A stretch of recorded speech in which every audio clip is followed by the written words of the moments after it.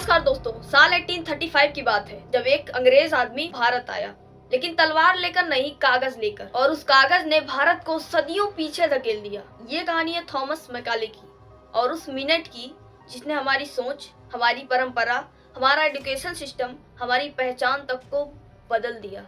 साल 1835, कलकत्ता का governor office. बाहर हजारों भारतीय अपनी बोलियों में, अपनी संस्कृति में, अपने कपड़ों में पूरी तरह भारतीय थे, लेकिन ऑफिस के अंदर एक अंग्रेज बैठा था जिसका नाम था थॉमस बैगिंगटन मैकाले।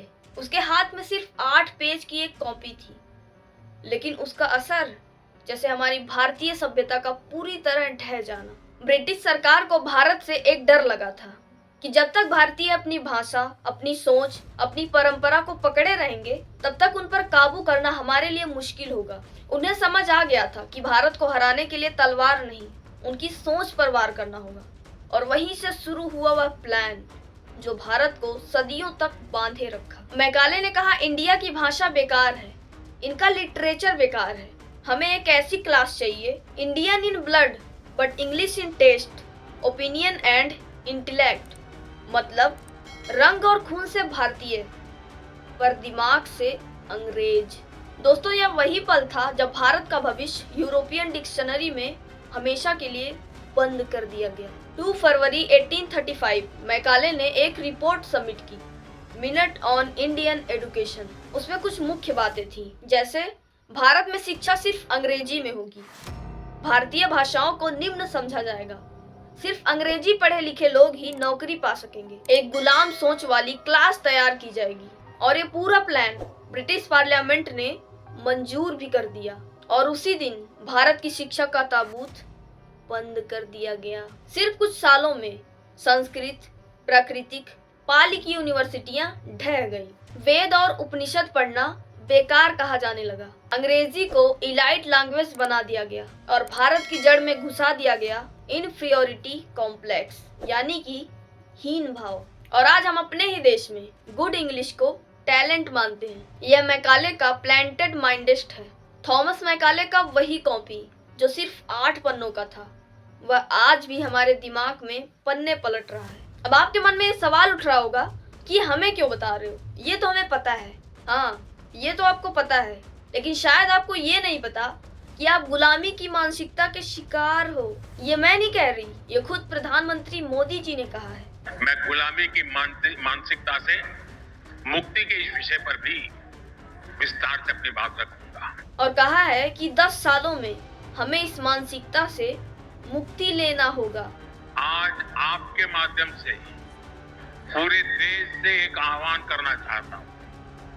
अगले 10 साल में हमें संकल्प लेकर चलना है कि मैकाले ने भारत को जिस गुलामी की मानसिकता से भर दिया है, उस सोच से मुक्ति पाकर के रहेंगे। इस मानसिकता से मुक्ति के लिए मोदी जी 10 साल का टाइम फ्रेम दे रहे हैं। क्या ये समय की बर्बादी नहीं होगी दोस्तों? प्रधानमंत्री मोदी जी ने ये कॉन्फ्रेंस जहां पर किया, उस हाल का आकार बहुत छोटा था, मैक्सिमम 200 से 300 लोग रहे होंगे। तो मोदी जी को इस मानसिकता के मुक्ति का सैंपल पहले उन्हीं लोगों को बनाना चाहिए और अगले साल जब रामनाथ गोयनका पुरस्कार का आयोजन किया जाए तो उन लोगों को देखा जाए कि उनके अंदर गुलामी की मानसिकता खत्म हुई या नहीं।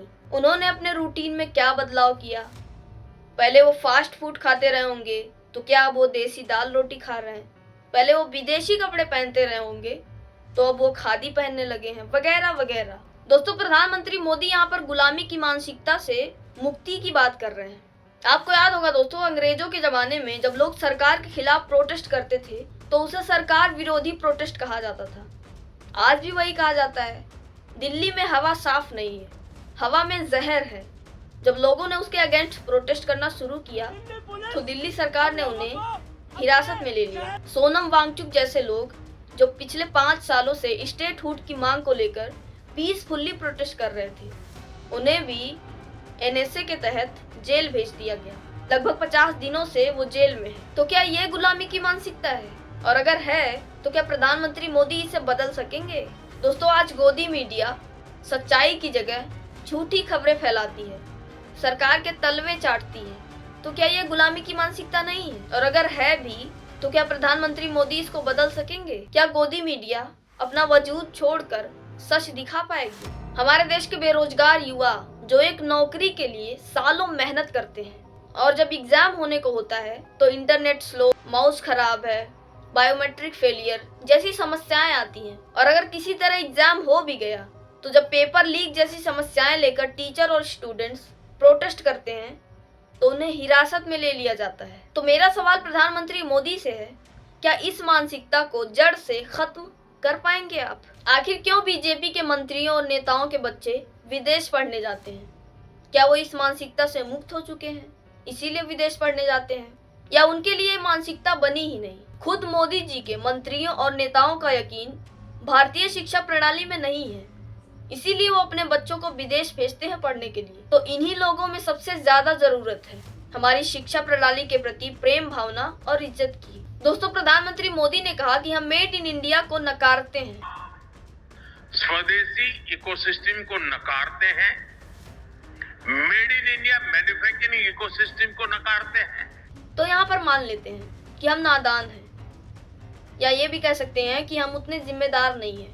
हम इस बात पर उतना ध्यान नहीं देते कि स्वदेशी है या विदेशी, हमें बस काम निकालने से मतलब होता है, वो कोई भी चीज हो। दोस्तों, आपने गांधी जी की वो बात जरूर सुनी होगी। उन्होंने कहा था कि जो काम मैं दूसरों को करने के लिए कहता हूँ वो पहले मैं खुद करता हूँ। एज एग्जाम्पल कि किसी घर में एक पिता खुद पान मसाला खाता है और वो मुंह में पान मसाला चबाते हुए अपने बेटे को समझाता है कि बेटा ये पान मसाला नहीं खाना चाहिए, ये हमारे सेहत के लिए हानिकारक होता है। तो सोचिए दोस्तों, क्या वो बच्चा मान जाएगा? नहीं मानेगा। वो तो यही सोचेगा ना कि जब हमारे पिता के लिए ये हानिकारक नहीं है तो मेरे लिए कैसे होगा।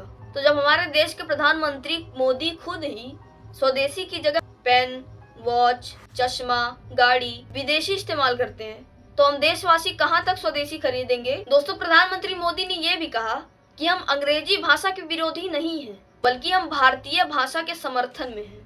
हमारा विरोध अंग्रेजी भाषा से नहीं है, हम भारतीय भाषाओं के समर्थन में हैं। तो जब ये भारतीय भाषा के समर्थन में है तो क्यों आज भी हमारे पढ़ाई में अंग्रेजी भाषा को सबसे ज्यादा महत्व दिया जाता है? क्यों एसएससी और यूपीएससी जैसे पेपरों में अंग्रेजी भाषा में क्वेश्चन होते हैं? क्यों जब आप विदेशी बच्चों से मिलते हैं तो उनके साथ लाड प्यार करते हैं, उन्हें गले लगाते हैं, और जब भारतीय बच्चों से मिलते हैं तो उनके साथ मजाक करते हैं, उनसे दूरी बनाए रखते हैं? आखिर इस मानसिकता से कब मुक्ति मिलेगी हमें? दोस्तों, साल 1835 के बाद हमारे देश में एक अजीब सी बदलाव की हवा चलने लगी। जब ब्रिटिश ने भारत में इंग्लिश एजुकेशन सिस्टम लागू किया तो इससे भारत की परंपरा, भारत की संस्कृति दबने का सिर्फ नुकसान ही नहीं हुआ भारत को, बल्कि उसका फायदा भी हुआ है। और इसी अंग्रेजी की वजह से भारत सीधे दुनिया से जुड़ गया। उस समय दुनिया की सबसे मॉडर्न किताबें, थ्योरीज, मशीन्स अंग्रेजी भाषा में थी। अगर मैकाले अंग्रेजी नहीं लाते तो ना हम ग्लोबल ट्रेड में आगे होते, ना आईटी इंडस्ट्री बनती। आज गूगल, माइक्रोसॉफ्ट, मेटा जैसी कंपनियों के इंडियन सीईओस हैं और ये इनडायरेक्टली इंग्लिश एजुकेशन सिस्टम की ही देन है। पहले भारत में शिक्षा सिर्फ ऊंची जाति, अमीर वर्ग और धर्म स्थलों तक ही सीमित थी। मैकाले सिस्टम आने के बाद कोई भी कास्ट, कोई भी रिलीजन वाला स्कूल जा सकता था। हमारे देश के महान व्यक्तित्व राजा राम मोहन राय, ईश्वर चंद्र विद्यासागर, महात्मा गांधी, डॉक्टर बी.आर. अम्बेडकर, इन सब ने इंग्लिश पढ़ी और उसी लैंग्वेज में ब्रिटिश के खिलाफ लड़ाई लड़ी। यानी जो सिस्टम ब्रिटिश ने गुलामी के लिए बनाया था, उसी सिस्टम से इंडियंस ने स्वतंत्रता हासिल की। हाँ, बुरा हुआ था। हमारे भारत की सबसे सर्वश्रेष्ठ भाषा संस्कृत है और आज उसी को कोई पढ़ना नहीं चाहता। सही है, काफी हमारी संस्कृति को दबाया गया, लेकिन फिर भी हमारे जो पुराण हैं, जो हमारे धर्म ग्रंथ हैं, उसको सभी मानते हैं, सभी उसका सम्मान करते हैं। वहीं ये दूसरे देशों की बात करते हैं कि वहाँ पर लोग अपने भाषा से प्यार करते हैं, अपने संस्कृति से प्यार करते हैं, इसीलिए वो कंट्री डेवलप है। इस देश में ऐसा होता है कि वहाँ की भाषाओं को दुत्कारा जाता है। जापान, चीन और कोरिया जैसे देश जिन्होंने देश के अनेक तौर तरीके अपनाए, लेकिन भाषा फिर भी अपनी ही रखी, अपनी भाषा पर कॉम्प्रोमाइज नहीं किया। अगर आप चीन की बात करो तो चीन के प्राइम मिनिस्टर का सोच ये नहीं है, काम वो कर पाए ना कर पाए, लेकिन जुमलेबाजी जरूर करना चाहिए। देश को गुलामी की मानसिकता से मुक्ति की जरूरत नहीं है, बल्कि भेदभाव की मानसिकता से मुक्ति की जरूरत है। चीन डेवलप क्यों है? क्योंकि चीन के प्राइम मिनिस्टर का माइंड डेवलप है। और हमारा देश अभी भी विकासशील की राह पर क्यों चला है?